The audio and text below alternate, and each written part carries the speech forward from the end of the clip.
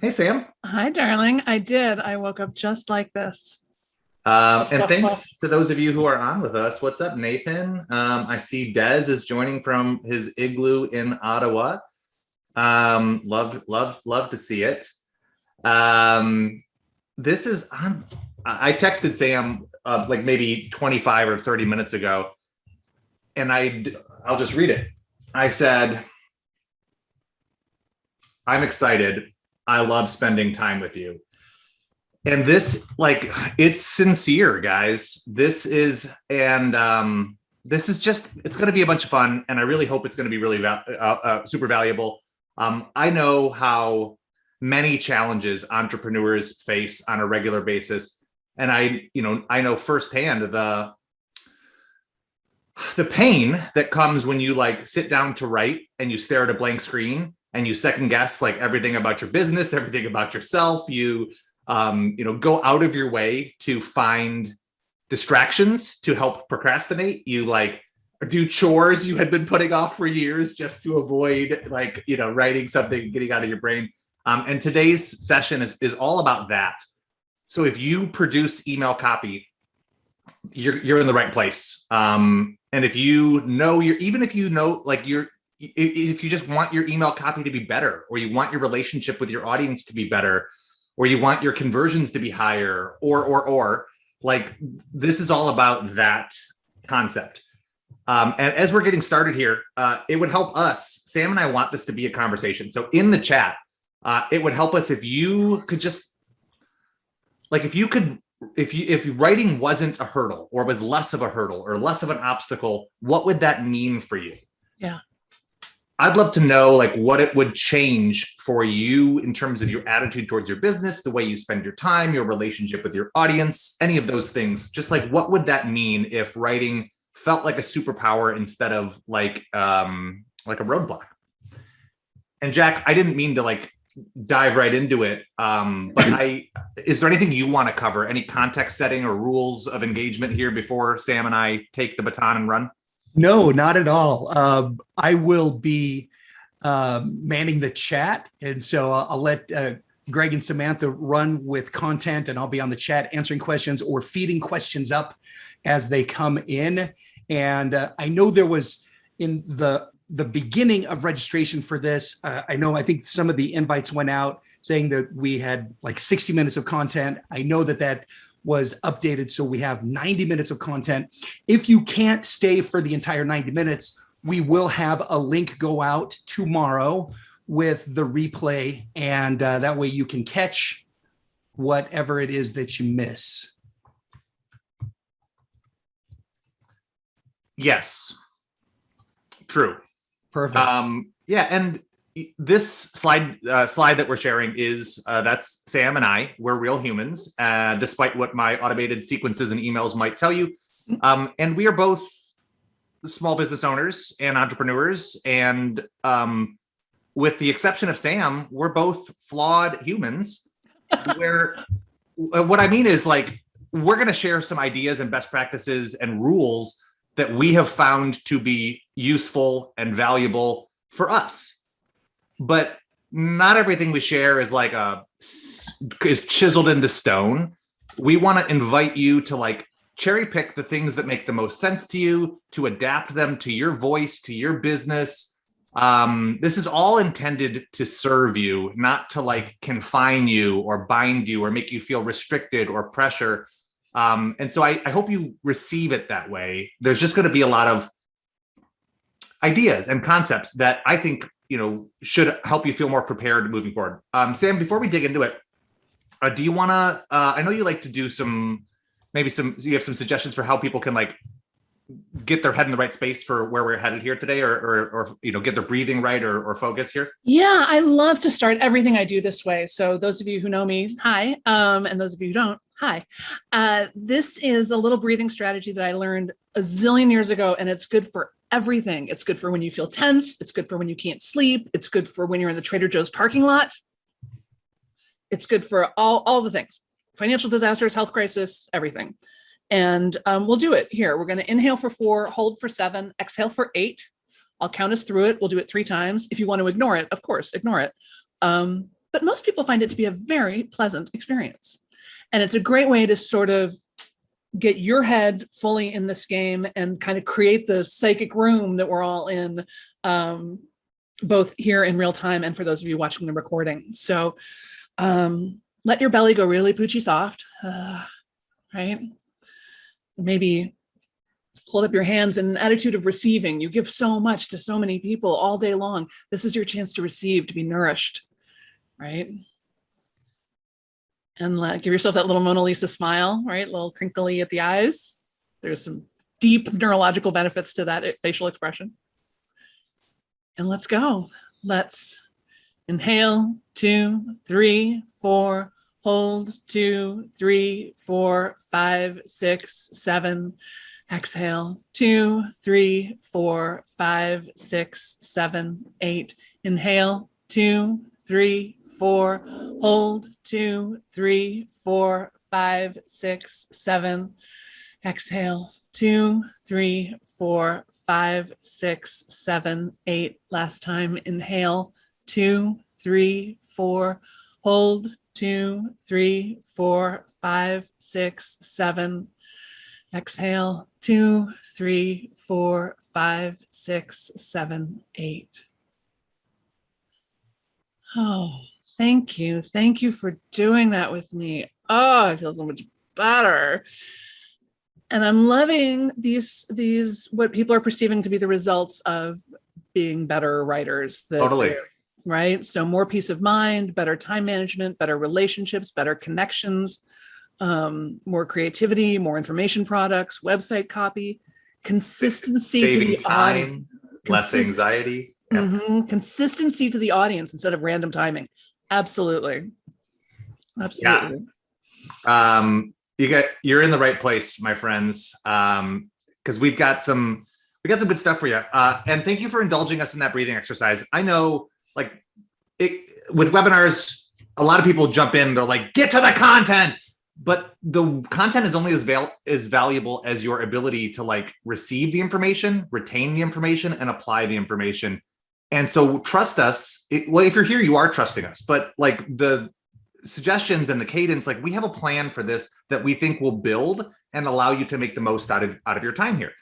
And I'll share a little context for Sam and I, a little of our meet cute, so to speak. If you don't mind, Sam. No, go for it. So Sam is I call her famous, or at least famous adjacent, but especially within the Keep and formerly Infusionsoft circle. She was an Ultimate Marketer finalist, and in the first year or two of starting her business, really things took off, and she's just a very impressive and accomplished human. And I was aware of her. And she was aware of me, to pat myself on the back. But we were not close friends. We both subscribed to one another's emails.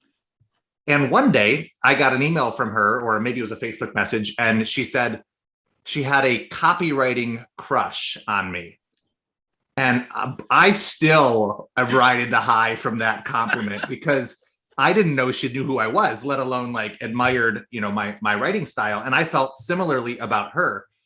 And the reason, Sam and I are good friends and we talk and have hung out now, but at the time, the only thing we knew about one another was the personalities that from our emails. And I'm not saying that to brag about us. I'm saying that to highlight what's possible. Is you can let people know you, and you can build genuine relationships through automation and through the language you use in your emails. And I say that because so many entrepreneurs think automation has to be a compromise, and it really doesn't. If it's done well, it can feel seamless, it can feel personal, it can feel natural. And so the suggestions and tips we have should help with all of that.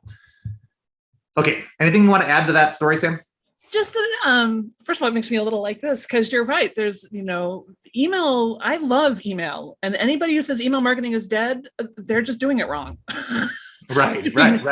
And I also sort of feel go do that other thing. Go away. Don't quit cluttering up people's email boxes with shitty emails. Stop doing that. But Greg, I get emails all the time. When I send out to my list, I get people write me back. First of all, people write me back. People will write you back. If you write real emails, people will write you back. And one of the things I often hear is like, wow, I know you're sending this to 10,000 people, and yet I feel like you wrote it especially for me. Yeah. I feel like you're talking specifically to me. And I was like, oh, that's so nice. That's excellent. That's good. I want you to have that feeling. But then Greg's emails were the only ones that I got that I felt that way about, where I was reading Greg's and I was like, oh my gosh, he knows me. Oh, he knows right where my head is at. Oh, this is so amazing. And that's that's the bond we want you to build with your subscribers. So, but we got a lot of super practical stuff. So let's dive in and just make this magic happen. Yeah. So we're not big slide people. I do have a slide deck because it's how I like organize my thoughts. And I will give it to you guys as a download if you're the type of person who wants that as well. But intermittently, I'm going to share a few things because I think some visual cues will help a few of our concepts drive home. But just so everyone's on the same page, this is where we're going today. We're going to cover, we have 8 email rules. These, again, are guidelines, best practices that we think will help you write and produce better emails that people look forward to and actually read and sometimes respond to. Sam has an exercise that we will share with you guys for crafting your statement of style. We have a download with a number of powerful and somewhat unique or standout-ish marketing verbs. And then Sam has generously shared a series of email templates from her famed and cute titled Bunny Slopes course, which is basically email Mad Libs, where you get to fill in the blanks in these emails so that rather than writing from scratch, you have a jumping off point. And, time permitting, we'll hang out and answer some questions as well, because I know you guys are bound to have them. So if you have questions, please feel free to ask them in the chat or using the Q&A function. Jack will handle what he can, and we will, of course, do our best to address them either on the fly or saving them for that Q&A session. But yeah, please, if you have a light bulb moment throughout this, share it with your fellow attendees. I would love for this to be as, community oriented as Zoom permits for us. Sam, tell them about rule number 1. Rule number 1 is to counter the resistance that might be inside of you around, I don't want to bother them. I don't want to send too many emails. I don't want to pester them. I don't want to bother them. I don't want to annoy them. And what I want to remind you of, one of the big reasons I love email so much is that you cannot bother them. Right. They are 100% in charge of the process, right? They opt in. They decide when to look at their email, what to open, what to click on, what to delete, what to forward to a friend. They're in control of the entire process. It's the only marketing system I know that is like that. I can't control what billboards I see on the street. I can't control what ads come through, even with cookieing, right? Yeah, text message is like inherently disruptive, right? Like the other channels, there is some friction, but people choose when they go to their inbox. And so the lie that too many of us are telling ourselves is that we're going to inconvenience them with this email that we believe is valuable, and they get to choose when they're engaging with it, So I just like to poke at that and unravel it for people. Exactly. And I will tell you, I have 2 actually 365-step email sequences, right? So there's 365 reasons to write, 365 reasons to create, and they get a daily email that's a little thought for the day, a little kiss on the cheek, a little thwack upside the head, something like that. And before we got all the kinks worked out, I would get emails from people going, Sam, where's number 286? I got 285, I got 287, where's 286? I'm like, wow, okay, we will get that to you right away. But they were like, people will absolutely sign up to hear from you every single day. Yeah. Nordstrom sends me emails at least twice a day, and I click on almost all of them. They know me. It's here's what I like to, we just met our neighbor seconds before this. And I said, hey, stop by and knock on the door if you need anything. He does not live in the house that he owns that is next to us. So we've been here a few months, and this is the first time we've met him in person because he's not there very regularly. And the whole idea of knocking on your neighbor's door, right, is this scary and intrusive concept that I think a lot of people equate to email, right? Is I'm going to disrupt them. But imagine you're knocking on their door to mow their lawn or to drop off freshly baked bread, or to hand them $100 bill, right? They're not going to grow annoyed with you if the reason that you are showing up is to make their life better. Exactly. And so when you evaluate the content that you are sending, if it's serving them, you won't annoy them, and they get to consume it at their own point. And if it's not serving them, that's on you to reevaluate what the thing you're sending. Yeah. Right. And to really somebody brought up consistency earlier, because as you may have noticed, people don't buy when you want them to buy. They buy when they need to buy, when they're ready to buy. So all you want is to sort of stay in front of them so that when they get to that moment of, oh, shoot, I do need this, you're the one they think of. There you go. You ready for rule number 2, Sam? Let's do it. Okay. So this one, it sounds really obvious. Treat them like you like them. And that, we're going to talk about that like strategically, but I also want to talk about it specifically or more technically, like how you can do that. So treat them like you like them. These are humans. And Sam mentioned, like, you're talking to an individual about their pain. Like, this is a real, it's not a theoretical conversation. It's an actual conversation, which is actually one of our points coming up here. But you can, exercise empathy and compassion, and you can, talk to them the way you talk to friends.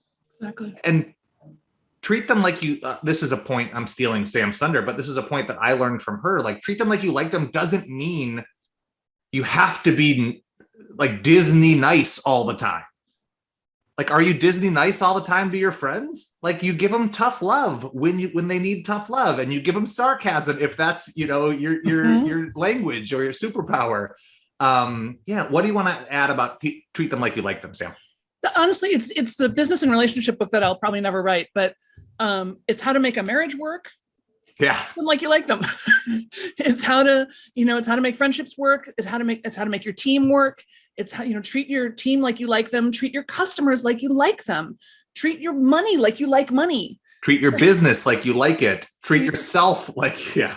Right. And just that it's a very tiny, we're getting up to the very tiny screwdrivers here, right? This is a very small adjustment because you all are nice people. It's not hard for you to be nice to others. But part of, I know what keeps you stuck in the email is like, you've got that marketing jargon language in your head, and you've got this, you got a lot of head trash around it. And to just remember, like, oh no, this is me communicating from my heart about something that matters to them. And, and sometimes it's right. Sometimes it's tough love. Sometimes you're chasing after them. Sometimes you're sending them, 10 emails in a day because it's like, look, this is happening tomorrow, and I know you're interested. Tip over. Let's go. Let's go. Yeah.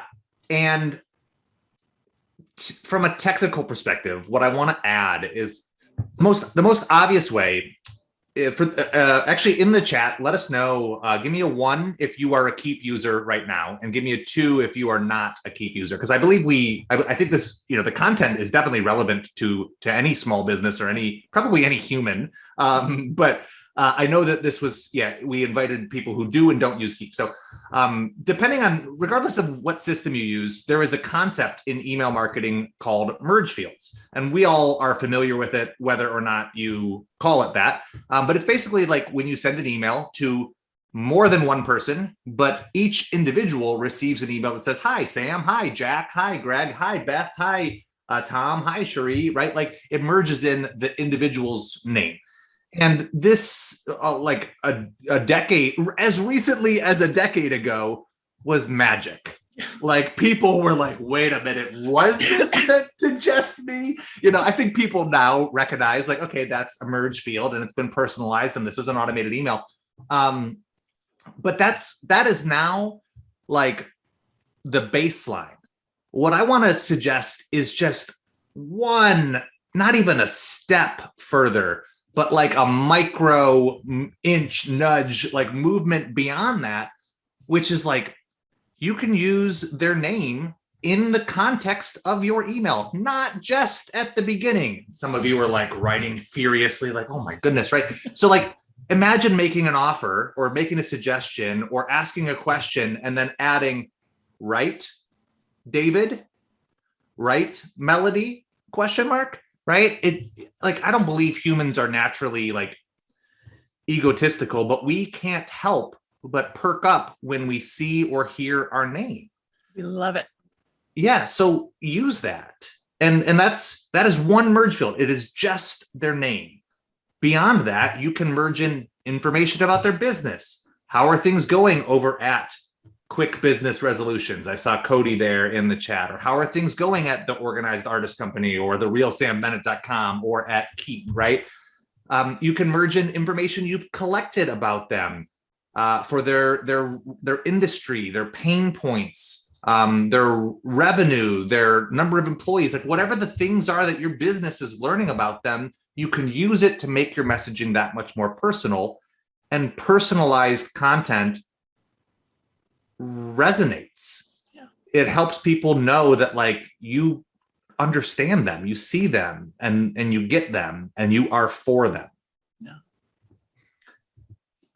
Melody commented, I use liquid content. If you aren't familiar with liquid content, or as Keep calls it, dynamic content, it's a really powerful tool that they like snuck out a year and a half ago without a whole lot of fanfare, but it is an absolute game changer. It has two main components. I'll describe it briefly, and then I've got some blog content I'll happily share for anyone who wants to learn more about liquid content.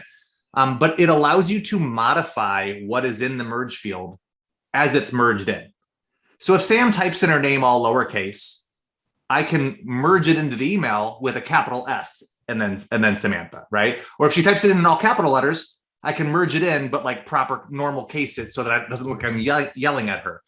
Or I can repeat the last letter and say, Sam, like it allows you to modify the content that as you are inserting it. That's number one, the first half of dynamic content. Veronica said, what now? Yeah, I will send you some resources for it. The second half, which I think is even more powerful, is conditional content. So dynamic content allows you to hide and reveal segments of your email based on what you know about the recipient. You guys, like that means that nobody sees anything ever that isn't relevant for them. If they have bought something, the call to action isn't there. It disappears. And instead it's replaced with a login link where they can go to their thing that they already own, right? Like it takes some muscle memory to like embrace this concept, but the juice is worth the squeeze. And it's all in the name of like personalizing their content, taking the effort to make sure the things that you are sending them are for them. Anything you want to add on those, Sam? No, that's exactly right. That's exactly right. And it is weird. It is a little bit of a brain twist that so much technical automation can lead to so much heartfelt personalization, right? We think of automation as being cold or distant or not, but and especially, in Keep, we can do it based on people's behavior, right? So if they click that they like dogs, then they get the I like dogs sequence. And if they click on I like cats, then they get the cats. And I hear all the time from people like going like, do you have a camera in my house? How did you know? And I'm like, well, because your behavior told me. Yeah. I think that's one thing that a lot of like, that's thank you for adding that. That is a layer to this, is like, once you start thinking in terms of merge fields and dynamic content, you can move upstream and proactively collect the information that allows you to tailor your messaging, that allows you to personalize it, right? Capture their city or their state, and you can make regional references. It's really, it unlocks a new level, right? Automation, when people think about automation as being cold and robotic, they're thinking about the worst version of automation, which sadly is probably what they've experienced. So that's what they equate it to, because and this is getting like a little cerebral, but the reason for that is because the best automation, you're not looking at it and saying, this is good automation, because you don't always realize it's automation. But the worst automation, you see and feel. So you have this disproportionate like exposure to bad automation, because good automation isn't like singing about it, right? With the present company excluded, where I happily cherish the fact that it's automated. Okay, are you ready for number 3, Sam? Let's do it. Okay, I'll let you kick this one off. It is a conversation. It's a right? conversation. It's a conversation. This is the second part of like, I don't want to bother them, is that feeling you have like when you're at a party and you're the one doing all the talking. It's like, that's not treating them like you like them, right? So it's a conversation. How can you get them to reply? And reply can mean a couple of different things. It can mean just write me back, which is honestly a fantastic strategy. Just say like, hey, we're having this event. Are you thinking about coming? Write me back. It's amazing how many people will actually write you back. And then you'll get like really good intel from that. But they can also reply by clicking on something, by confirming something, by choosing something, by downloading something, right? So we want to notice this give and take, right? I make them an offer, they click but don't buy. Maybe I want to send them another email that says, oh, by the way, I forgot to tell you this really cool thing about it, because I know they're interested. So it's fine to push a little harder. The people who don't open and don't click, they don't care. They're not that into me. It's fine. Move on. So how can you be thinking of your emails as a conversation? The other meaning of this is very practically have sales conversations in your emails. Hey, Greg, are you in pain around XYZ? I hear that a lot. One of the causes might be this. How do you feel about that? Here's an answer, here's a potential product I have, or here's a free thing, or here's a thing. Right? I have one email that goes out in a funnel that says, is this our conversation? And it says me, you, me, you, me, you. And it's literally a sales conversation written out. Once someone got confused and was like, I never had this conversation with you. And who are you recording my conversations anyway? And I'm like, yeah. No. No, not literally. Yeah. Can I add a couple things? Yeah. So I think when we say like, let people reply, right? Invite a response. I'm glad you said that it doesn't always have to be like an email reply, although it can be. And I know there are some people who are like, well, how will I handle hundreds or thousands of responses from people?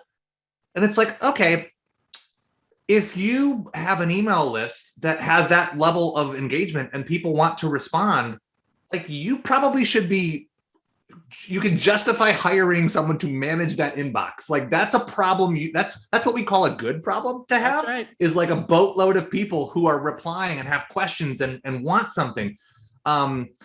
I also like, as much as I love automation, it is possible to over engineer something, to over automate something.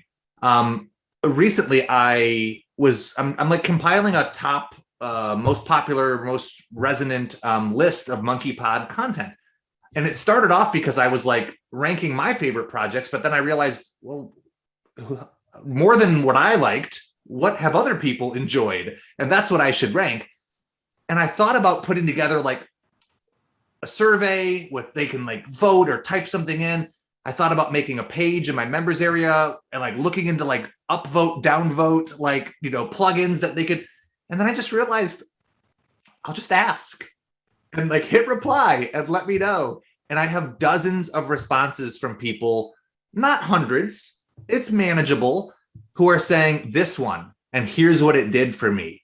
And here's the story around where I was when I was searching for, and I found this blog post and what it meant for my business.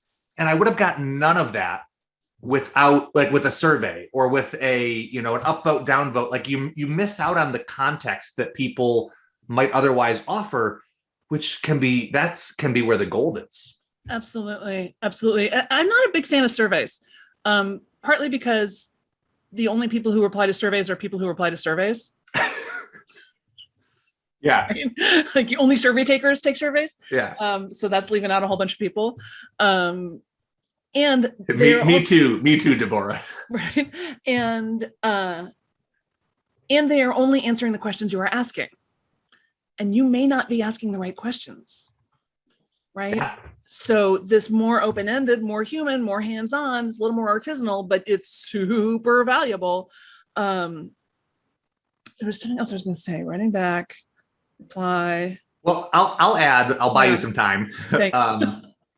Nothing screams, "We don't care about you," like sending an email from no reply at brand.com, Right? or like having an auto response that says this inbox is not managed. Like, don't do it. Send your emails from a human. People want to feel that connection. And you can have a team that monitors that inbox if volume is an issue, but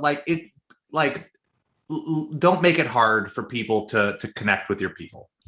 And feel deeply honored whenever anyone takes the time to write you back, even if they're taking the time to write you back to criticize you, to point out to point out typos. My people love to point out typos, grammatical errors.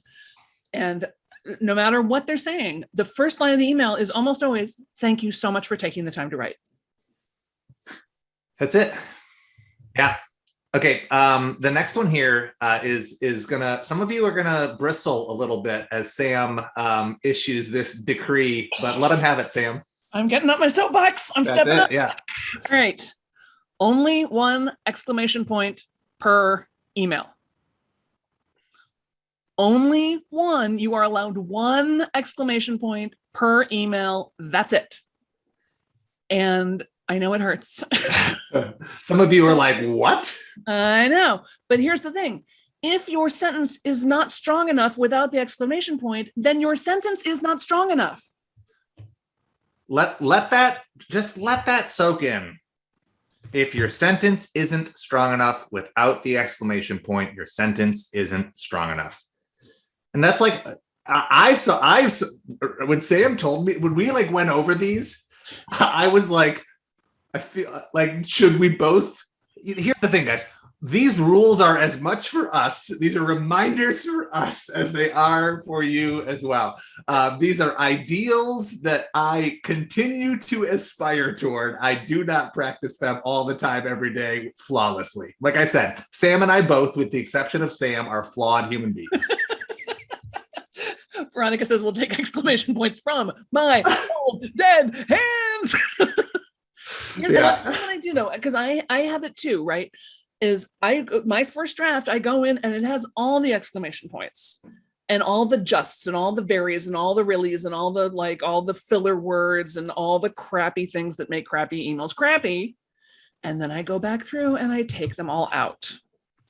And I am always reminded and slightly amazed at how much more powerful language can be without the exclamation point, right? Like, it'd be so great to see you there, exclamation point, versus it would be so great to see you there. Yeah, there's a different tone for sure. Mm-hmm. And also, like, we're going to talk about this in at a later point in this conversation, but like sometimes it's just a different verb, right? Or a different longer like, verbs, right? Rather than like trying to dress up the word or an adjective, rather than trying to dress up, "It would be great," or "It was great," or whatever with an exclamation point. Like use a different word that like carries the weight of what you intend there. Yeah. Yep. Okay. So take away the exclamation points, the adjectives, the adverbs for sure, and then all those filler words. Just almost really kind of a lot. Like strip it away.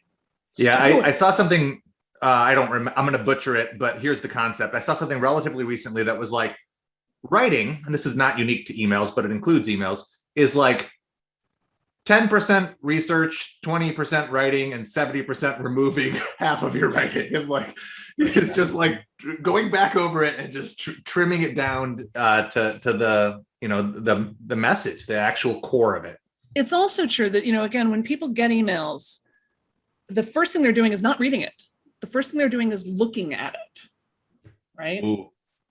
The first thing they're doing is looking at it. And if they look at it and it's a bunch of big paragraphs with a lot of exclamation points, that feels like overwhelm, right? Oh, look, it's the next email. It's like I knew. What? Yes. What a segue. Yeah. Well, so to be clear, Sam and I did craft these together. But she does not know the order that these are in my slide deck, so that was not planned. But yeah. Oh, but that's great that they lead in like that.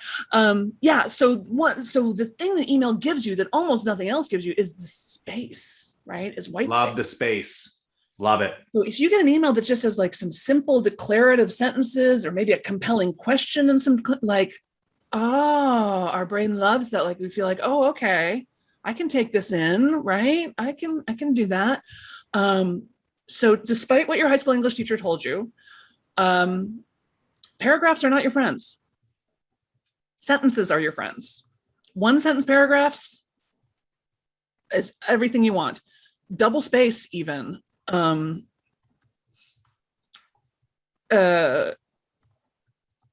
Was it, clear call to actions, but like really give it some air, give it some space. Yeah. What I was sorry, I was not paying super close attention. Mike, our mutual friend Mike Edelman said Segway mastery and pumpkin spice. We are Segway masters, but he spelled Segway like the one you ride, which would be just a blast if Sam and I were both zooming around up here. Yeah, love you, Mike. So what I'll add on this one is,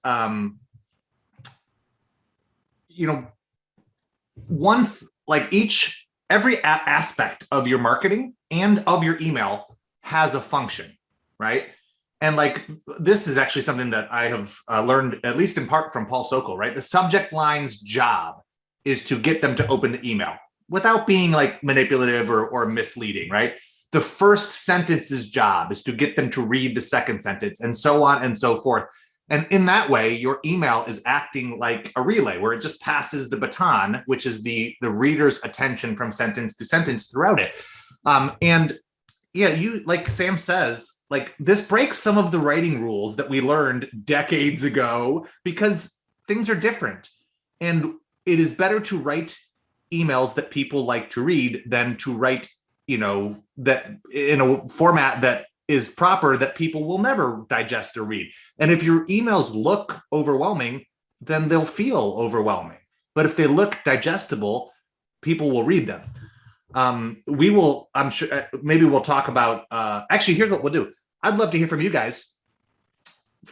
Lists that you are on, that you read regularly. Whose emails do you look forward to? And one trend that I'm sure we will see is shorter, concise, digestible. That's not a hard and fast rule. Like there are use cases for broader, more like robust emails, like Paul Sokol's, for example. Amanda and Melody both said me. Shout out, lots of love. Chewy, the Skim. I'm not a prolific reader by any stretch of the word, but Sam's BFF, Seth Godin, writes with really short chapters. And when I read his books, I feel really good about myself because, yeah, I could read another chapter. Here we go. I am flipping through these pages. And it makes, similarly, your emails, if it's easy for them to read, your recipients will make it easy. They will read them. Yeah. Any other list that you're on, Sam, you want to highlight or that you want to show people? No, not offhand. So somebody was asking how to get on our email list, which I absolutely would. Get on Greg's if you're not on Greg's, get on mine if you're not on mine, and just see what we do. See how that initial nurture sequence goes. Like it'll give you good ideas and be fun. And then unsubscribe. It's fine. You don't have to buy anything. Just get on the list to see what we're doing or buy something. I don't care. Just email. It's one of the other things that made me fall in love with email is that it's its own literary style. Like it's its own thing. It's somewhere in between like a note that you would pass in class and a letter and it gives you a lot of room. I built that Ultimate Marketer finalist thing that it happened my first year in business. And I started my business knowing nothing. I was an actor. I knew nothing about entrepreneurship or business or email marketing or any of it. And I started out sending poems. I built a 6-figure business on poetry. So there you go. That's a subject line I would open. I built a 6-figure business on poetry. Yeah. Alejandra said, one person I get emails from has no fancy graphics or font, and I could tell from their heart. I actually read that the first time that they did have fancy graphics and font, and I was going to say that's okay because this is not a hard and fast rule, but it's the opposite. Has a variety of content types. Yeah. I do send a more, well, we'll get to this in a moment when we talk about newsletters, but yes, shorter emails, concise, and it forces you to be more direct, to figure out, well, what words, if I only get this many words, what am I going to say? Yeah. Yeah. Oli Dolson's too. Oli's great. Yeah. Oli, I think. Oli, yeah. Yeah. Yep. Newsletters. Why most newsletters don't work. This is another one that when Sam first brought this up, I felt a little attacked because I do have a newsletter. And actually, I believe this originally was why most newsletters suck. I don't think it was don't work. I think it was why they suck. I may have softened that language on you. But the punch, well, do you want me to give them the punchline, or do you want to give them the context first? Well, again, the main thing with newsletters is, first of all, they're just incredibly time consuming to make. I mean, I'm concerned about your life energy being poured into something that's so time consuming. And as I said, when people first open it, what are they doing? They're looking, right? And if it looks like a magazine, which is essentially what a newsletter is, they'll go into magazine mode, which is a passive receiving kind of a mode, right? It's like, oh yeah, I'll read that article. Oh, I'll look at that picture. Oh, look, there's a recipe for chicken Alfredo. And it doesn't engage them directly, right? It becomes something they consume passively. So that's the real reason. Those are the two main reasons I don't like newsletters, is because I think they're incredibly time consuming for you to do. And the ROI is, to me, questionable. But also because it turns your reader into a passive reader rather than an active conversation. Yeah. I think it's because, so I do a newsletter for my OG members. There are a couple of them here, shout out to them. And it's a monthly digest. Our membership is centered around a Facebook group that has a lot of activity, a lot of, conversation happening. And not everybody's on Facebook, every day or every week. And so once a month, there's like a hits and highlights digest produced that says, here's what you may have missed. And people can pick and choose the things that are for them. Yeah. And it was, the reason I think this works is because it has a very clear function. And it's, I think a lot of times newsletters struggle because people treat it as a catch-all. They treat it as we'll just put it in this, put it all together. And that's where it can start to bloat and feel like it loses its identity, because it does.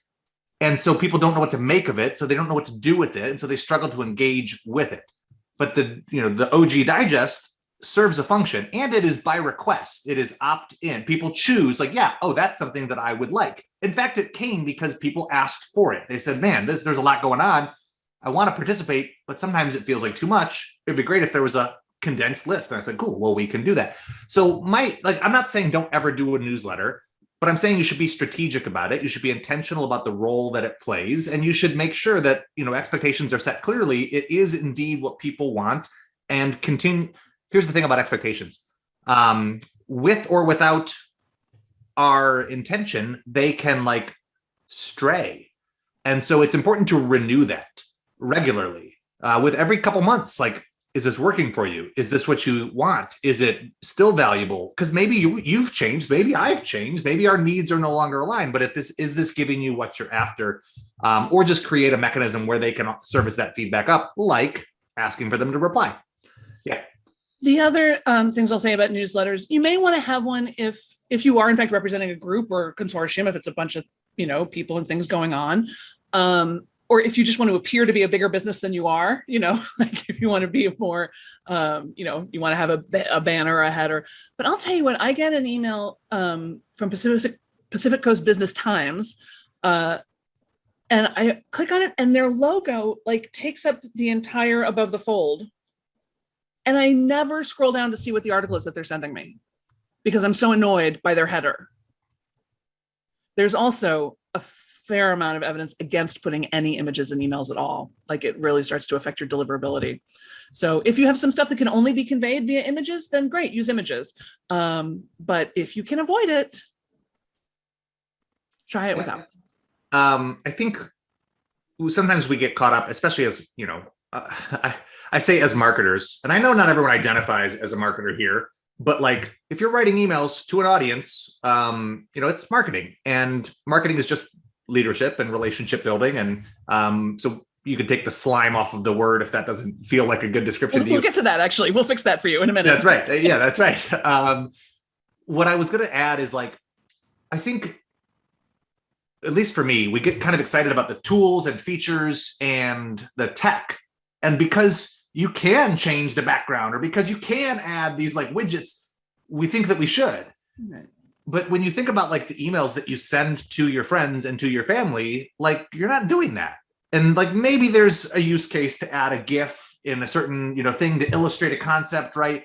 But by and large, the emails that like are personal are simple. And so give yourself permission. It's okay to write simple emails because that's how humans engage. You also never know what they're looking at it on, right? If they're looking at it on their phone, it might render funky. A lot of people are opening their emails at work where they've got images disabled because they have to, because it's work. So they're not seeing your cool stuff. There's just, again, it's a judgment call on your part, but if you're going to do it, then feel strongly about it, do it well, more power to you. But I want to give you permission to not do it. Yeah. And in general, less is more. Correct. Images, Michael asked images, why do images inhibit delivery? They don't always, but anytime you add extra things to an email, the receiving email client is like, ooh, the potential for risk has gone up. If there's an attachment, if there's an image, if there's custom code in there, the more that is in that email, the receiving client has to look more carefully at it. That's it. There's an equation there, and there's plenty of other factors that go into it. One of the, I'm going to share with you guys in a moment here, a Google folder that has a handful of different resources for you. And we will invite you, if you are sitting next to a printer like I am, we'll invite you to print something off and participate here.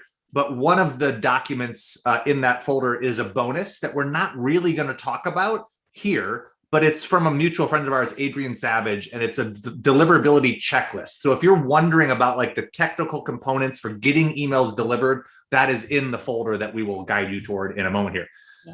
Yeah. Okay. Katie also asks, how do I feel about a logo in the signature line in an email? I'm not a fan, honestly. I don't care. Yeah, I think that's a lot more common in B2B, in like business to business environments. And that's okay if it's a trust indicator or like a reminder, or your company has that as a policy. But I don't know that it's necessary. And it's certainly not in the emails that, that I send. Keep has a signature snippet.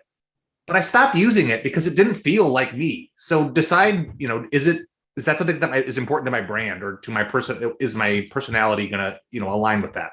Right. Does it make you feel like they like you? Like, right. Put it through the treat them like you like them filter. I love this one. Oh, it's so good.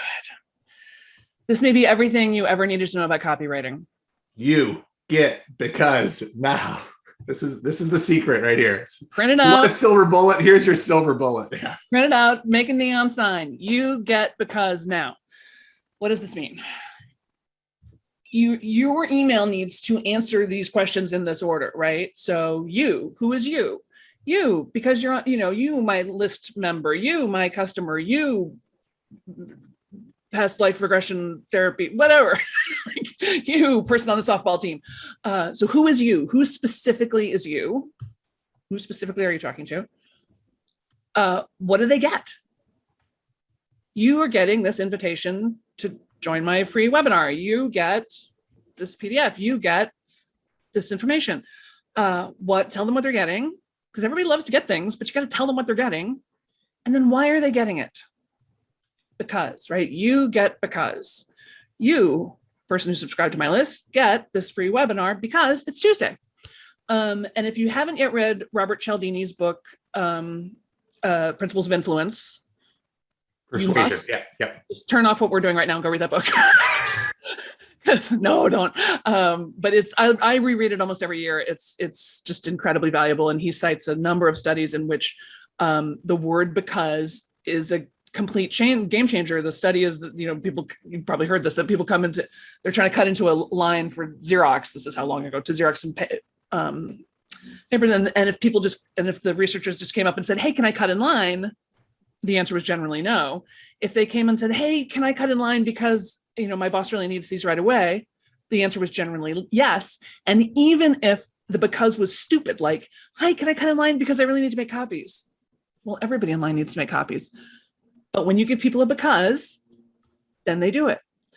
This also works for getting teenagers to do chores, for getting team members to do stuff. Like, who are they? What are they getting? Why? Why are we doing this? What is the because? And then now. Yeah. Now. Do what now? That's so great. And guys, I don't want to dance around. I don't want to dance around this. These are rules for writing emails. And everything else, just everything generally being a human, communicating with others. So you get because now, and I'll highlight this, the last piece. Why now? Right? Like, so often we know that we can help people and we reach out to them and we make a recommendation, we make a prescription even. But then we soften it and we kind of like back off of it. Melody said, is now the CTA? Maybe it can be, but it's also why right now?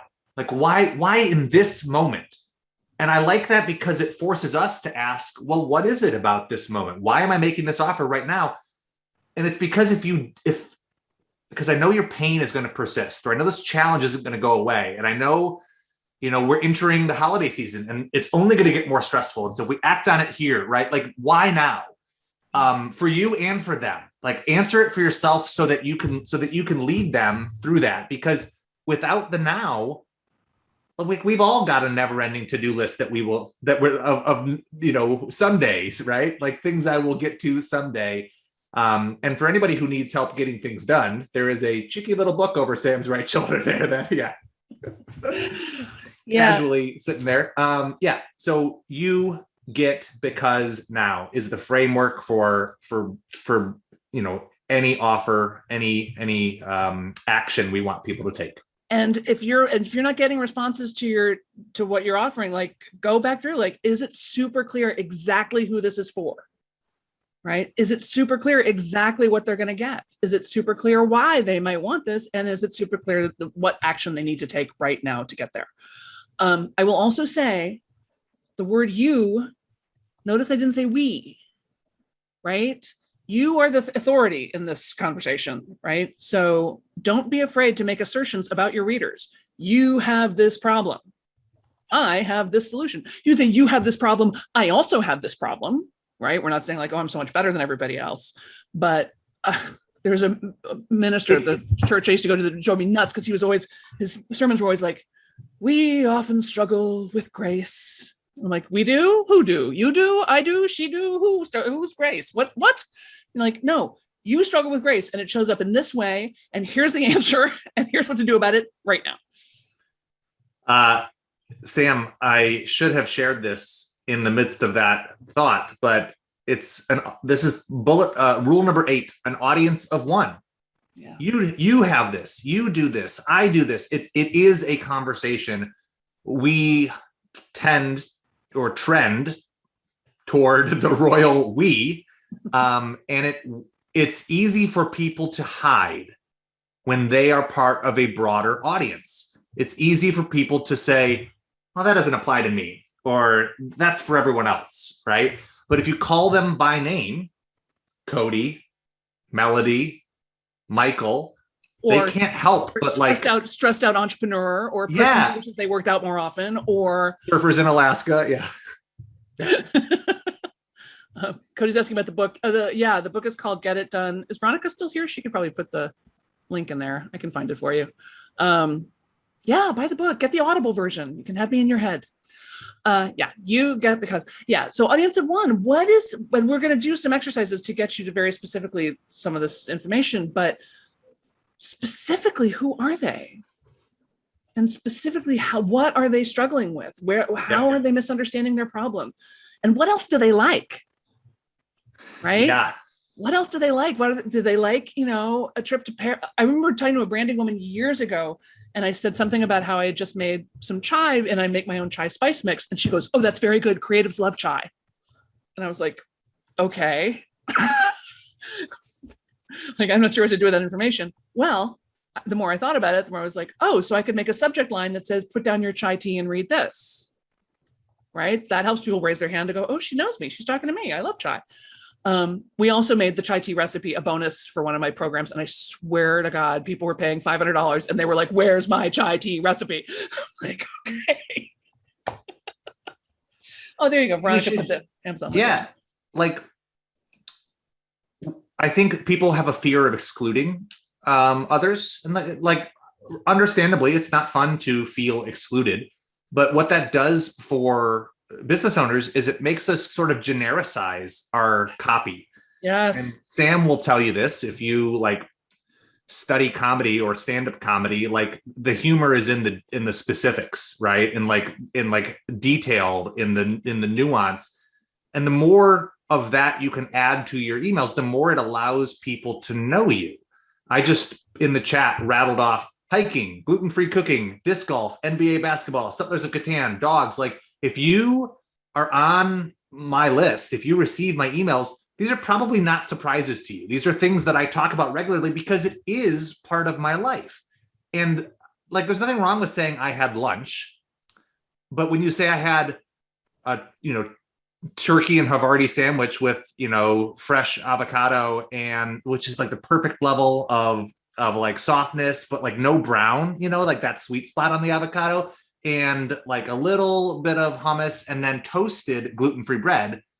That's another layer. Like nobody who eats gluten is going to be like, F this guy, he doesn't get me at all. But for people who are gluten-free, or for people who have any dietary restriction, they're thinking, oh, I know what that's like. I know how frustrating it can be. And I know why toasting gluten-free bread is important, because it is super dry without that. It doesn't taste good if it's not. Yeah. And this desire to like beige yourself out, right? To like be this, anytime you want to have this impulse to be more generic, fight it with every bit of you. Yeah. We mentioned my BFF, Seth Godin, wrote a great book called Tribes. Also, All Marketers Are Liars also talks about this. But people tend to run in packs. So people who are into a certain thing, they tend to be into a couple of the same things. Yeah. Right? So you can use that. You can leverage that. I recently on my Facebook page, I asked people, what books have you reread and maybe reread more than once? I was really surprised to see how many, there were a lot of the same books that people have reread it over and over again. And I'm like, and if you think I'm not pulling some literary subject lines, referencing some characters, like that's the kind of thing that makes people go, oh, she knows me. Oh, it's from Sam. Oh, we have this in common. Oh, yeah, right. So yeah, audience one. Melody, it's just gluten. Please feel free to send me a recipe. Absolutely. Melissa, I understand if you need to run, apologies for that, but we will definitely get the recording out to everyone. If you are able to hang out, we've got some exciting stuff standing up or coming up. But if you need to take off because you only had an hour blocked, I understand.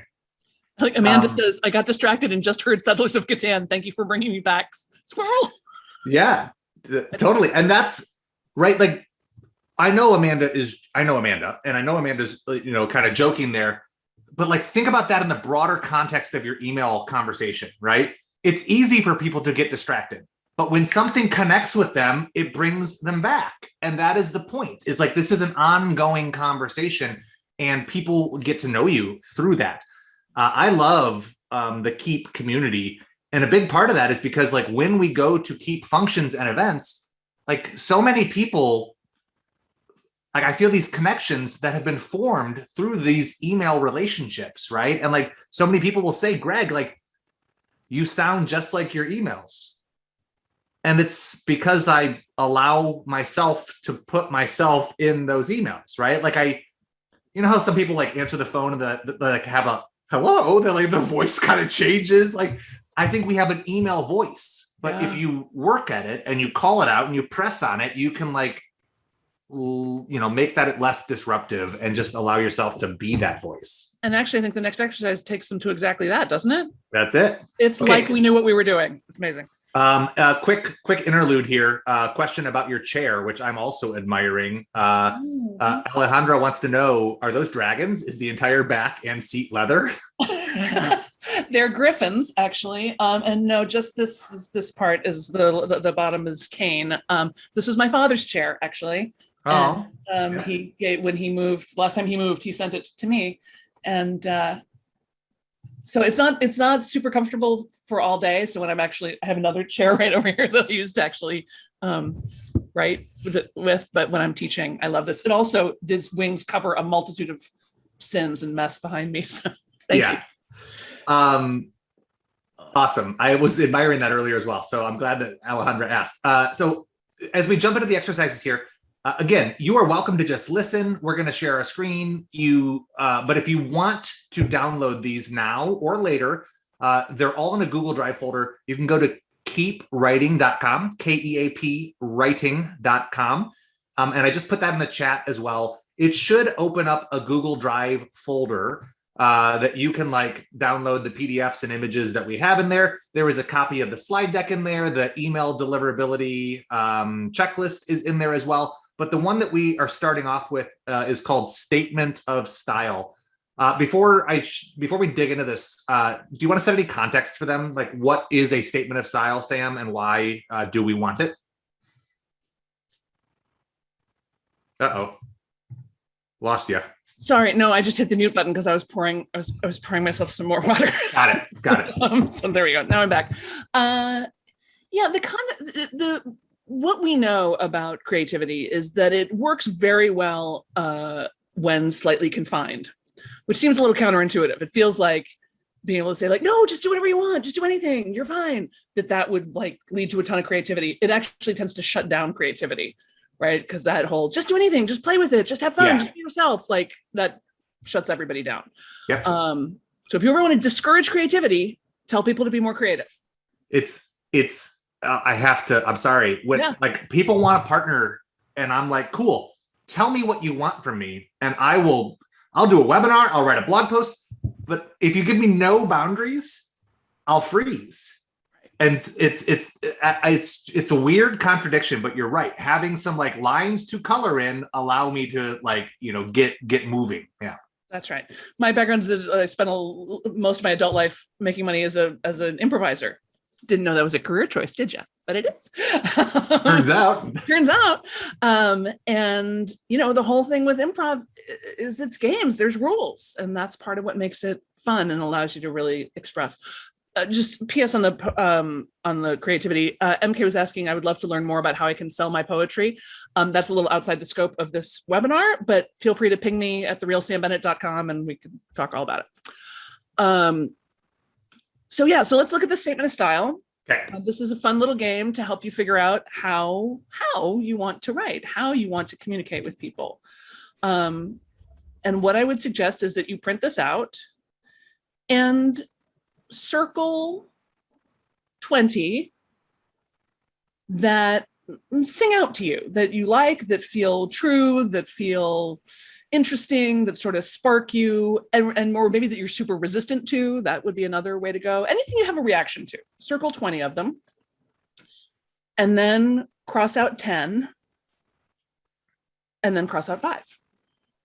And you will be left with a list of 5 adjectives that when they stack up, particularly if they contradict each other a little bit, are going to give you sort of a style guide for how to write. And you can even use these words, right? You can say, I'm a pretty straightforward person, so I'm going to cut right to the chase. Here's the thing, I'm super lazy, so this interview is going to be really short, or, how is it you want to communicate with people? Do you want it to be more whimsical? Do you want it to be silly? Do you want it to be buttoned up and, Polished. yeah. So let these words inspire you, right? Yeah, Greg says I'm a pretty casual guy. So his emails have a very casual tone to them.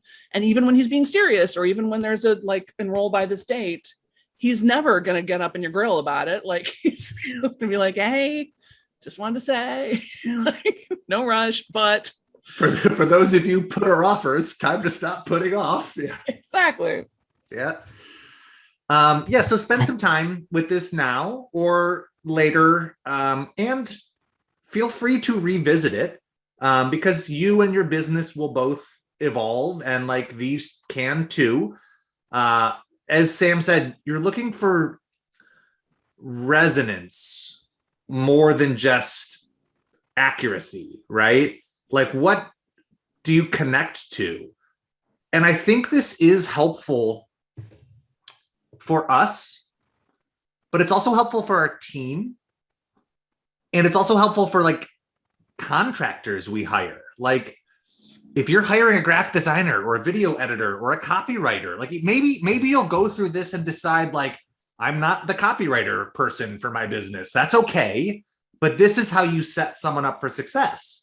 Like Sam said, creatives love some sort of structure or boundaries. Think of it as a theme. Yeah, themes. There you go. Yeah. So and it's okay to, what was it, 20, 10, and then 5. So make your list of 20 that pop, first instincts. This is like a gut exercise. And then challenge yourself to refine it down to 10, and then challenge yourself again to refine it down to 5. And if you are doing this on the fly, please feel free to share with us in the chat. Or if there's a word that you're this is the one, or the couple that I'm certain on. I'd love to know what pops for you guys in terms of connecting. Yeah. Yeah. And really do pick the ones that scare you. I know there's an unwritten rule that says that you're not supposed to be a messy person. Particularly if you're a business owner, people are going to give, big whacks of money to.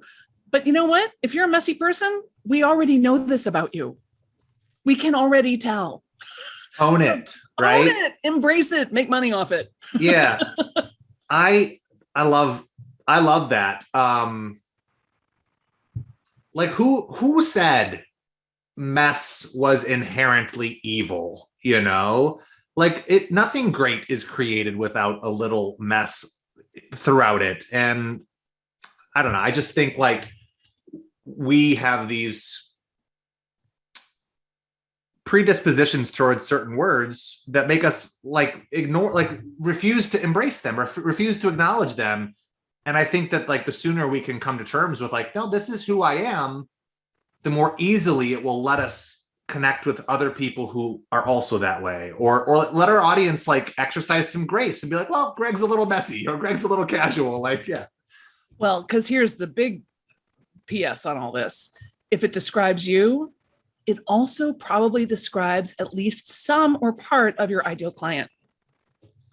So they will start to feel so seen and heard by you when you can call them out on their whimsy, call them out on their rudeness, call them out on their pluckiness, call them out on their timidity, and you can do it with authority because it's you too, right?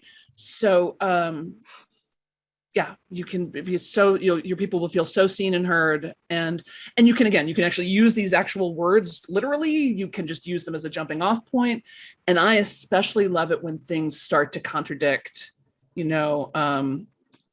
The example I always give is, if I told you I had a friend who was 100% fake and phony and 100% real and authentic all at the same time, you would be like, that's not possible, Sam. People aren't like that.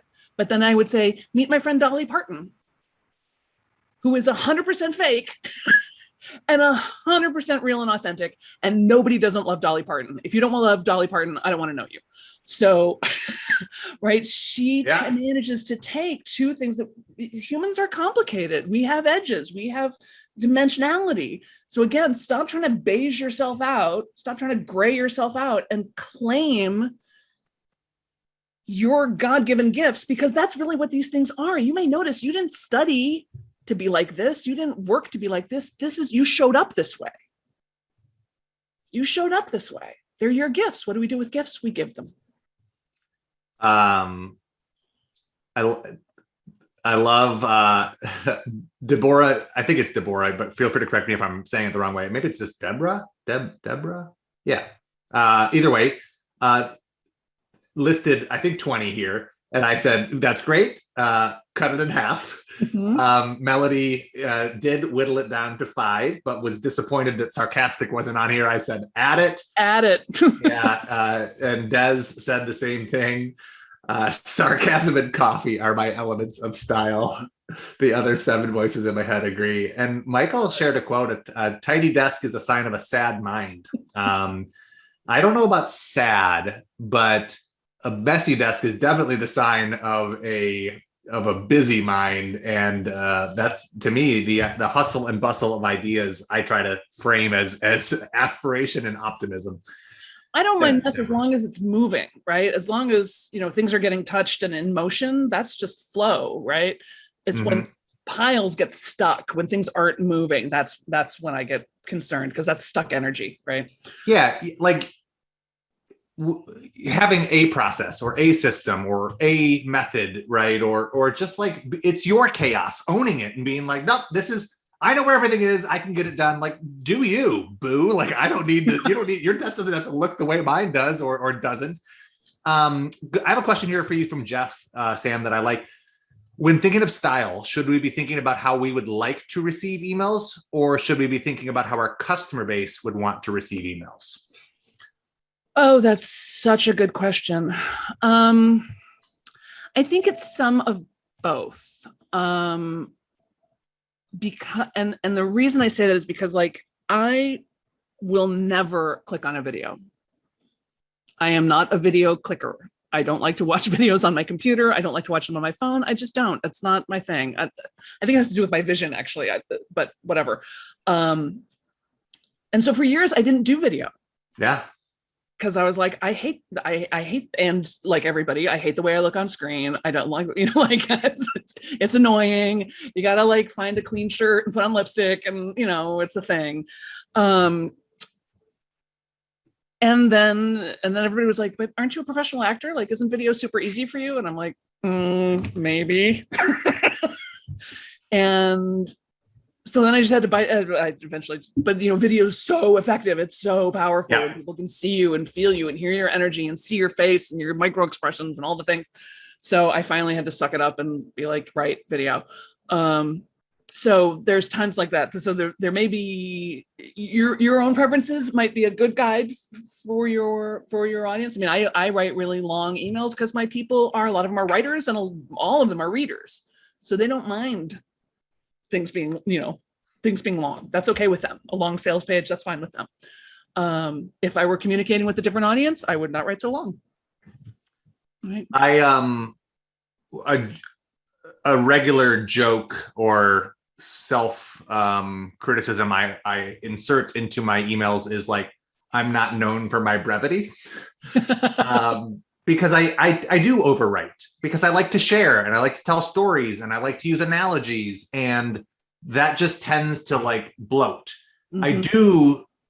I have trimmed it down and I work to trim it down, but I'm never going to be a solo sentence email guy. And so I think it's important to just like acknowledge who you are and the way you write, and like set the right expectations for your audience. To tie it back to Jeff's question is like, you shouldn't constrain yourself into like a personality or persona or tone that doesn't feel natural, because that's going to wear on you and you're going to burn out.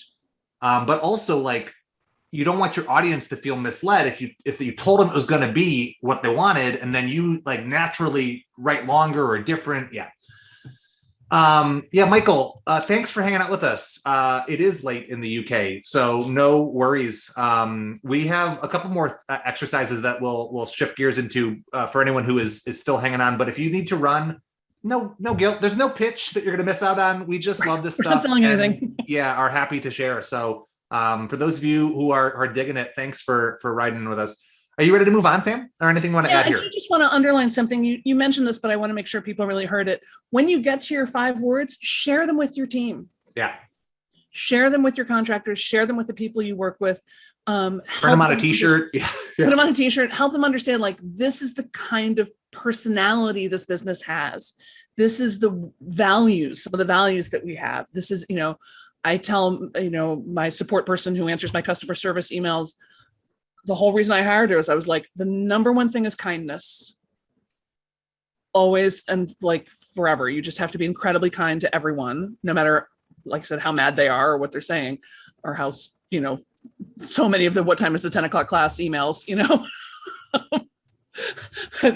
and she was like, I can do that. I can be unfailingly kind. And I'm like, then you have a job. Congratulations. That's it. Okay.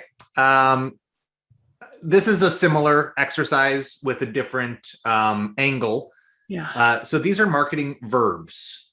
And the function of this is to find the language that like you have in your utility belt that you're proud of, that are like not truly unique, but that are personal to you and your brand and are intentional and maybe are informed by that statement of style.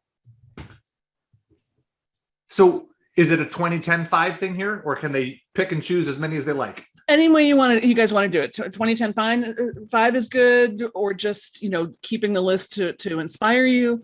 The main reason we do this is because mysteriously, marketing has a lot of incredibly terrible language associated with it, including the word marketing. Yep.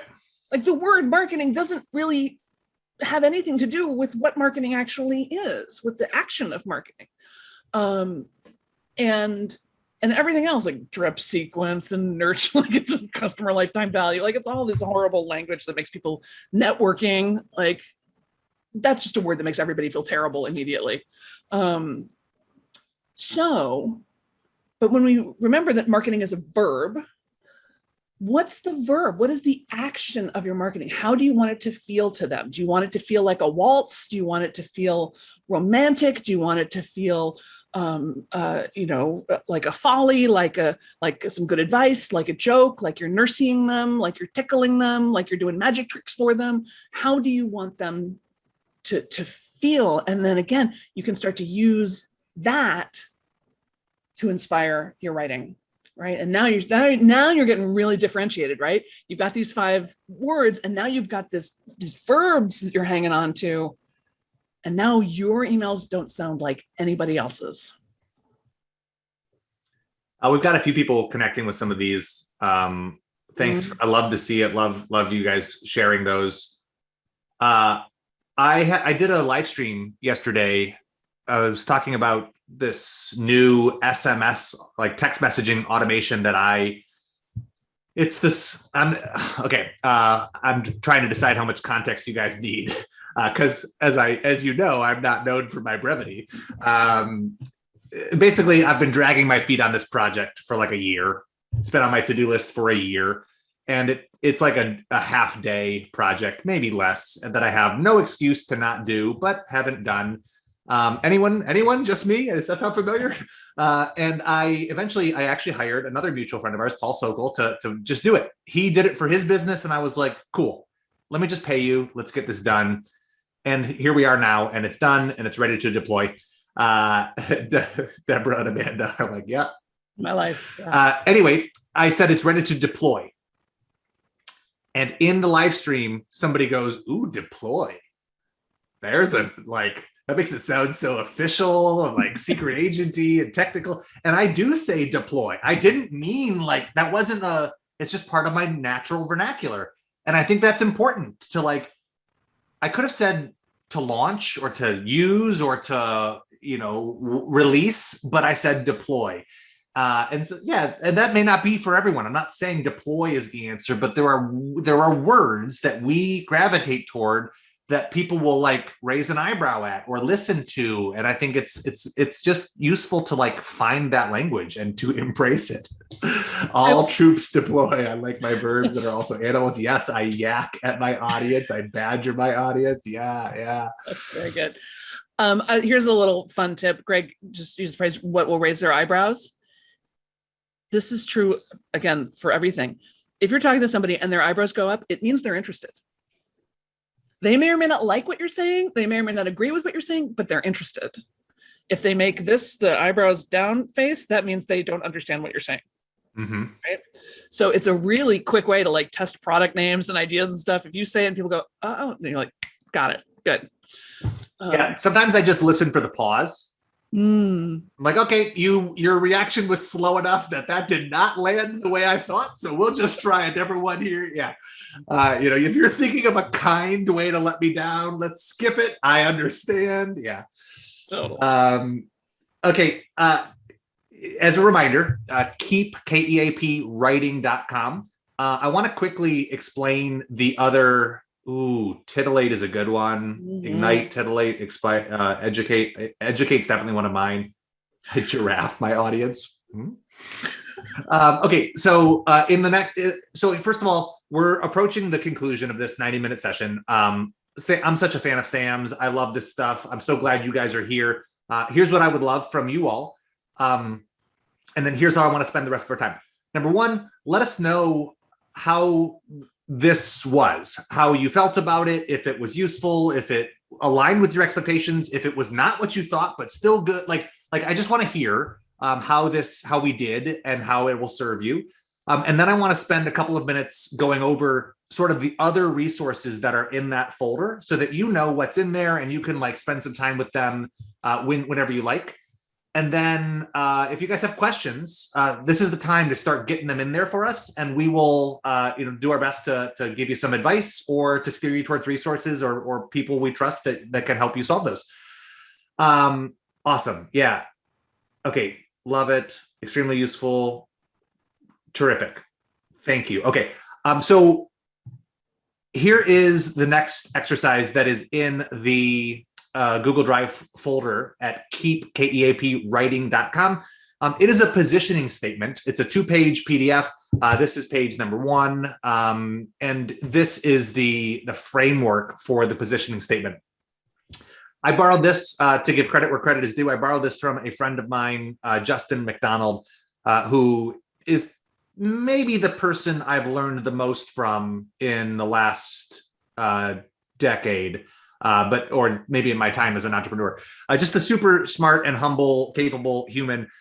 But this is a Mad Libs where we say, I am and this is designed to be filled in from the perspective of your audience member, of your ideal customer, right? So what would they say? I am a blank. That could be highly creative person. It could be frustrated Keap user. It could be mission-driven entrepreneur. I am a blank who wants the thing that they want to do.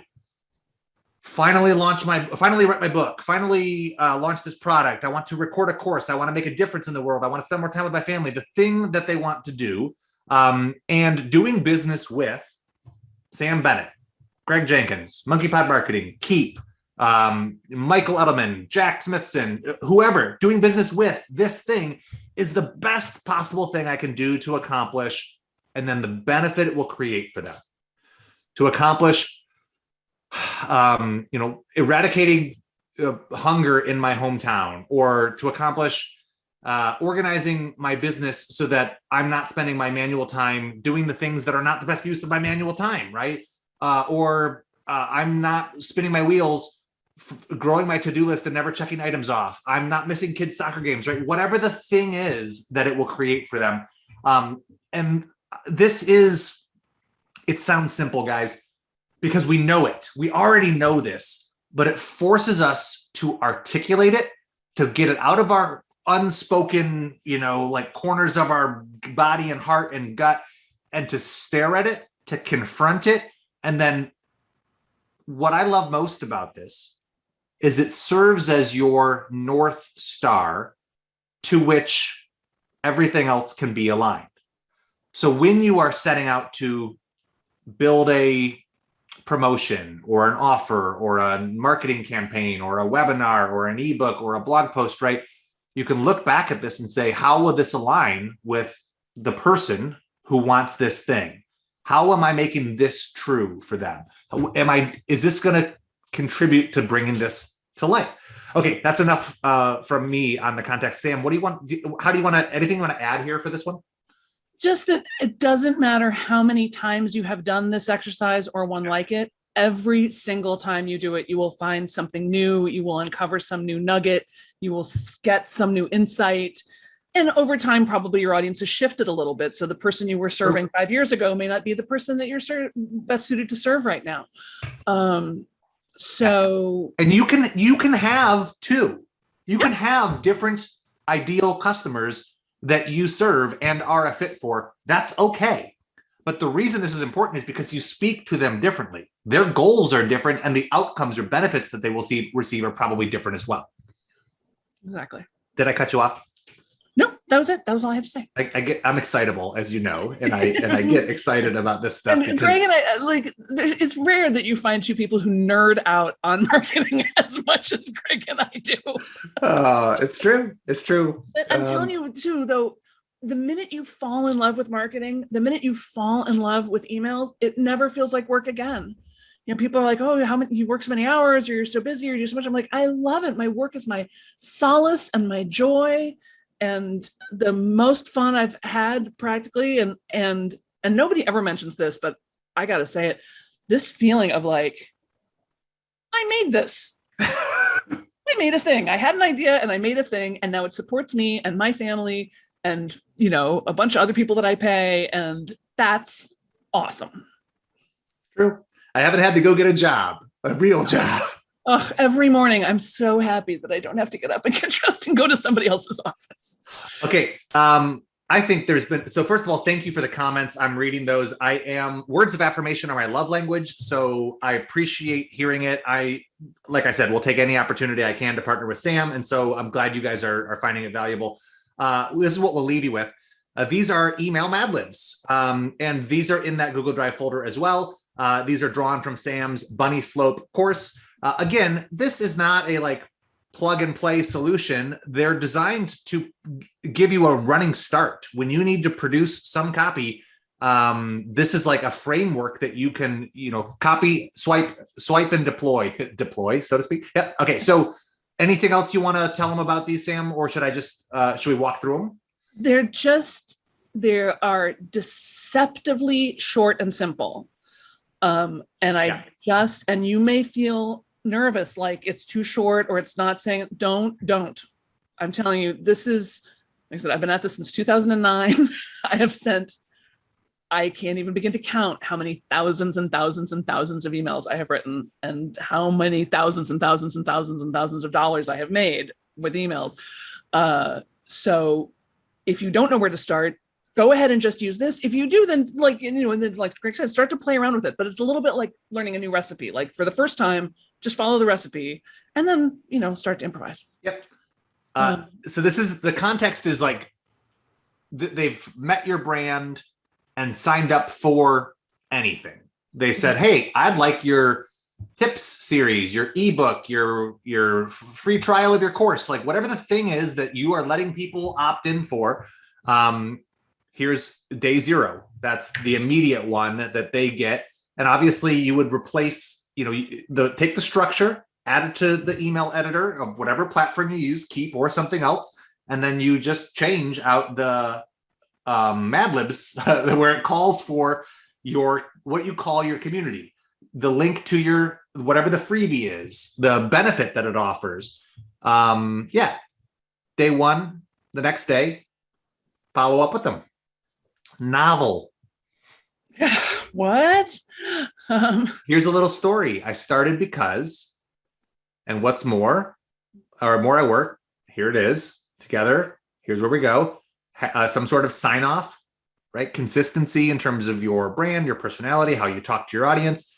There is some sequencing to this. So day 1, day 2, day 3, 5, 8, there is a waning cadence. I think it loosely follows the Fibonacci sequence. It does.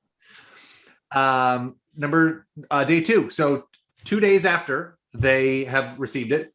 Ooh, this is good. Time sensitive offer. As you know, from this freebie, right? Following up on it, mentioning that they previously received it. It could avoid the outcome they don't want. Here we go. An offer. Your philosophy. Again, guys, there's a million. You can purchase template packets left and right online, but sometimes it's just a matter of having something, right? Having some guidance, some boundaries, some rules to help you feel unstuck. And then it says day 8, but this is day 8, 13, 21, some ideas for what those emails might be. And I think this is I don't actually know if you or what you charged for it, but like this is a paid product, or was it from a paid event that people were like, gimme, gimme, gimme. And like Sam said, like it takes a level of business maturity to understand the value of what you're looking at and the ways in which it will and can serve your business. But the truth is, like, you're in the business of here's what I'll back out of my marketing, right, is all about the marriage of messaging and mechanics. Messaging is the thing we say. Mechanics is is how we say it. And people make decisions based off of emotion. Like when we buy something, it's because we were excited, or because we were in pain, or, when we make a decision, when we take action, it's because it was driven by emotion. And so we are in the business of producing emotions that produce action, that produce business, right? Our businesses are fueled by those decisions. And the way that we produce the emotions that produce those actions is through the marriage of messaging and mechanics. And today, the last 90 minutes, we've talked about all these different ideas, strategies, and rules for crafting the right messaging to connect with the right audience, to compel the right actions, to compel the right emotions, to take the right actions. I almost got through it, dang, to create the businesses that serve us, serve our communities, and serve the world. Bingo, bingo. Exactly. So make the world a better place for you, for your ideal clients. Make the email box a better experience Yeah. for you, for your clients.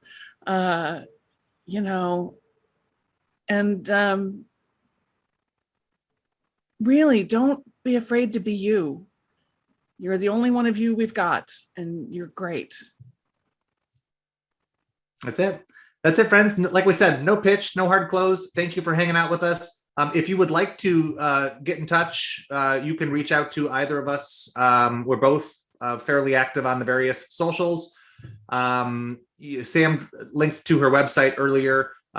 We are both proponents of subscribing to lists to learn not just the content, but to see how they love on their people, how or if they love on their people. And I would recommend totally joining Sam's list, because I love being on it, but also because I think it's important to immerse yourself in email marketing from that side and to see what happens. How does it feel? What do I want to mimic, and what do I want to perhaps run away from? Totally. Put on your X-ray vision goggles and be like, oh, I see what she did there, putting my name in the middle like that. Oh, I see that clear call to action in another color. That's a good idea. Oh, I see, right? So yeah. Okay. All right. Are there any questions that we haven't gotten to? When I was sharing my screen, I wasn't looking at the chat and list. Oh, hey, Renee's here. Shout out. Yeah, you can find me at therealsambennett.com. If you want to email me, you can email me at sam@therealsambennett.com. Yeah. Yeah, I'd love to stay in touch. Write me back. We'll be pen pals, best friends. It'll be great. And That's funny you mentioned pen pals. As I am inviting people to sign up for my, I'm all about permission and consent, and I don't email people things that they haven't said that they wanted. So if you sign up for anything from me, you'll get that thing. And then at a certain point, the automation for that thing will conclude, and I will invite you to some other automation. I'll say, hey, do you want to experience my Meet Greg sequence where I tell you all about me and MonkeyPod and why this thing exists? And then at the end of that, I say, this is the end of the Meet Greg sequence. But if you want to stay in touch, I have this nurture sequence I can add you to. Click this button if you want that. But what I say is, it's we'll be pen pals, except for I'll do all the work. because that's the way I frame it. It's like I feel like I'm writing these like letters to a friend from camp, like that's my tone and my audience, and I think it. I'm not an author. I don't have any formal writing training, but people seem to like to read the copy that I like to write. So pen pals is a great way to put it. That's what set me off on that tangent. Totally. Okay. Ooh, Alejandra asked a good question. What about having boundaries regarding how you show up in your? Oh, and I should check. Sam, how are you on time? I'm fine. Okay? I'm good. Okay. Yeah. Oh, and Melody said the unsubscribes. Yeah, I personalize all of my unsubscribe blurbs because that is oftentimes the last thing people see as they're leaving your list. Not that you want to make it hard for them to leave, but sometimes you want to remind them why they signed up. Yeah, no, but God bless the unsubscribes. We could talk a little bit more about that in a moment because there's a lot there, but I started reading Alejandra's question and then I steered away from it somehow. What about having boundaries regarding how you show up in your copywriting? Do you have any tips on vulnerability or like personal or sensitive stuff? I love that. Yes, I have a lot of opinions about this. I make a distinction between the personal and the private. So private is really only interesting to you and the other people engaged with your life privately, right? Personal is who you are as a person, and that's interesting to everyone. So I am not going to I never talk about my family. Not never, but almost never talk about my family. I don't talk about my upbringing. I don't self-disclose a ton. I give a lot of details. I will say things like, not exactly a member of the Happy Childhood Club.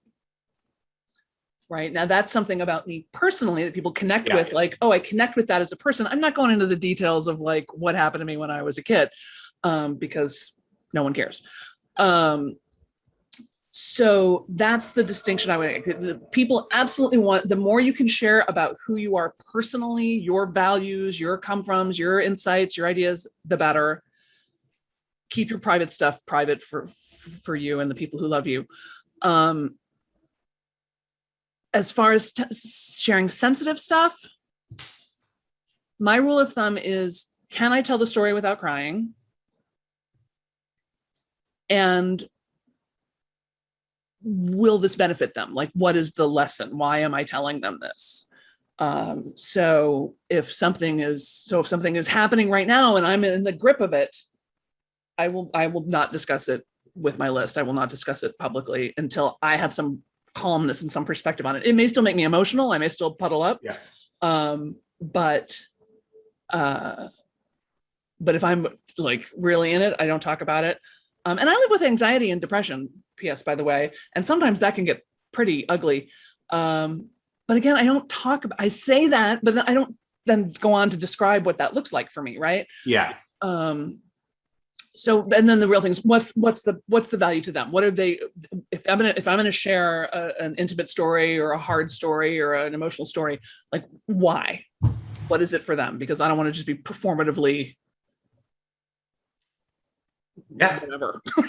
Emotionally manipulating people or whatever. Yeah. Yeah. Right. So I want to respond real quickly to Sean's comment. I talk about my family. And I don't know the context but I read that as like, ooh, is that bad? Because you said you don't, Sean. And I said, I want to make sure that Sean and everyone else here is like, it's a choice that you get to make what you include. We're not going to tell you anything is right or wrong, but Sam's describing where the boundaries are for her. And that's the point is that it should be a decision, not that you should make her decision. Exactly. Yeah, I will say like, I think generally, oh man, it's been MonkeyPod 6 years old. MonkeyPod turned 6, and I find it's hard to be vulnerable, and it's hard to share things that are messy or maybe uncomfortable. But I think it's important to press yourself to be uncomfortable, because I think that's where growth happens.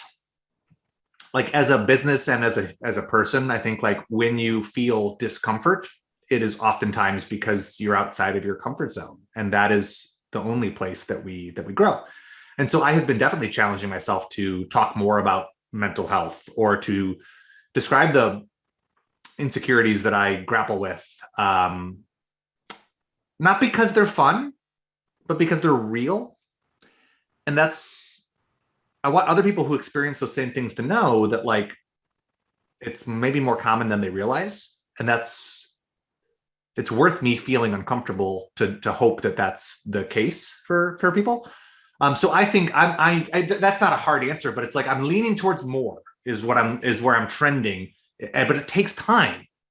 I'm comfortable sharing things about myself now that I wouldn't have been at the beginning, when I thought I had to be this certain guy and like put this facade up. And yeah, so I think there's like, for every person, there's like an evolution to like what you decide to share, and every business is different. Like if you're a CPA, it may not make a whole lot of sense, because the level of trust and the rapport and the polish and the professionalism that you want to carry might be different than if you are a midwife or an actress or an author or whatever, right? Like it's gonna vary depending on your model and the relationship you want to cultivate with your audience.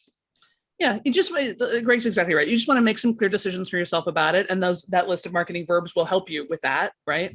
Mm-hmm. And then stick to it. And it does require some compromise. I mean, the world is a poorer place because I do not share very much about my niece and nephew, who are the best children in the whole world. I'm sorry if you thought yours were. No, mine are. They're just completely superior people. But I don't share very much about them because I'm kind of a public person, and they did not ask to be a public person. And I don't want to be sharing their stuff with, a ton of, most of my people in my community are pretty cool, but there's creepers out there. Like, the internet is not always safety and sunshine. So I don't share very much about my niece and nephew. And that makes me sad because, like I said, I would love to do that, but I made the decision right when they were born, like, nope, I'm not going to do it. So it's a pure judgment call. And you got to be careful what you're asking for, right? This is maybe a handy phrase for some of you. You are always getting paid in the currency you are asking for. You are always getting paid in the currency you're asking for. So if you're asking for likes, then you're getting then you're getting paid in likes. If, for a long time in my life, it was important for me to work really hard and not be very well compensated for it. Like, I got paid in neglect, and somehow that worked for my self-esteem at the time.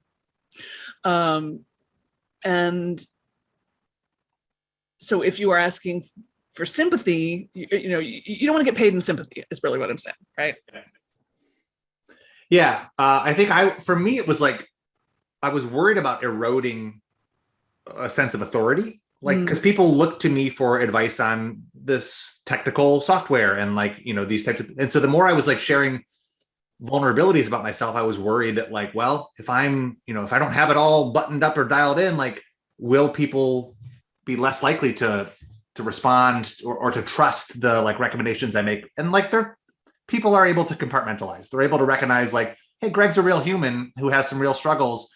And also, he helped me solve this technical problem, and I'm so grateful for it, right? Those things can both be true. And so you just have to find that balance for you. And the more okay you are with who you are, the more you make it okay for the other people to be themselves too, right? You give people permission through your self-acceptance. One of my favorite moments on Facebook ever was right after Robin Williams died. Somebody posted, hey, I live with, depression, anxiety, bipolar disorder, whatever it was, and these are the medications I take. How about you? And everyone on the planet like piled in. It was like, yep, depression and anxiety, Wellbutrin 300 XL every day. And it was like this giant exhale. It was this incredible sigh of relief. And actually, Greg, I was thinking you and Paul Sokol and I should hit up Clayt and do a mental health panel. I started Lexapro yesterday. Let me know how it goes. I'm a big fan of the meds, man.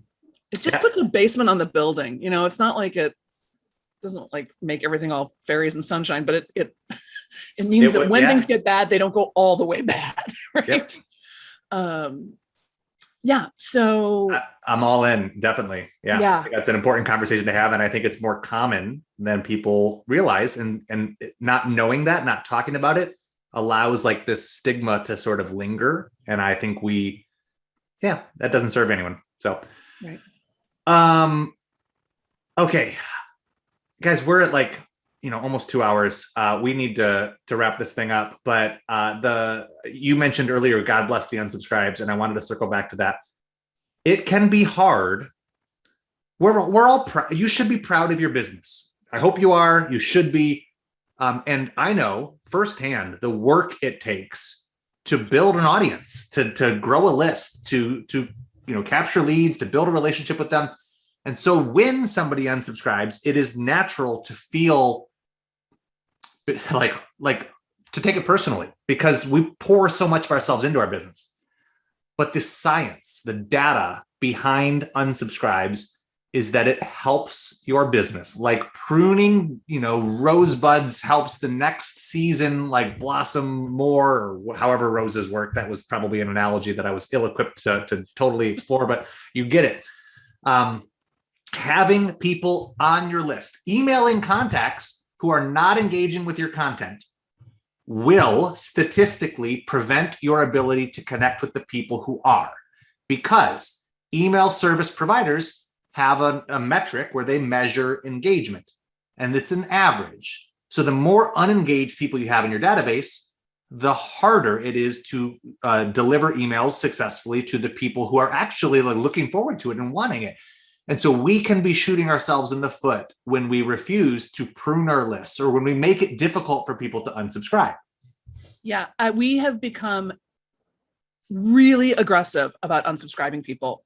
If they don't take action in 6 months, they're out the door. Like we have a re-engagement campaign that we send them. We give them an opportunity to come back in. But if they're not interested, I'm not interested. And what I noticed, while like the ego watches the subscriber numbers drop and feels like, oh, it's so sad. But the ego is then bolstered because my open and clicks are much higher. Yeah.